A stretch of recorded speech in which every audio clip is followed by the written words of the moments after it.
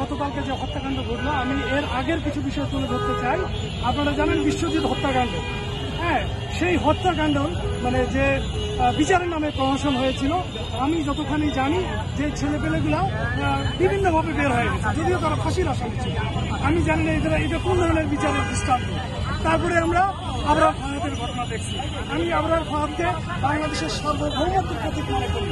সেই আবরার ফাহাদকে নিয়ে বিচারের নামে প্রহসন করা হয়েছে, সেই তৎকালীন সরকার, আওয়ামী লীগ সরকার এবং সেই ছাত্রলীগাররা, তারাও কিন্তু মানে বিচারের আওতায় এসে কিন্তু তাদেরকে আমরা বাইরে দেখছি। এখন পর্যন্ত তাদেরকে আসলে বিচারে নেওয়া হয়েছে কিনা আমরা জানি না।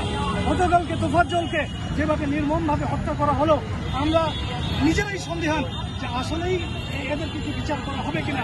আমি ভাই ছাত্রপাত্র বুঝি না, হ্যাঁ, অপরাধে তাকে আইনগতভাবেই শাস্তি দিতে হবে। আমরা চাই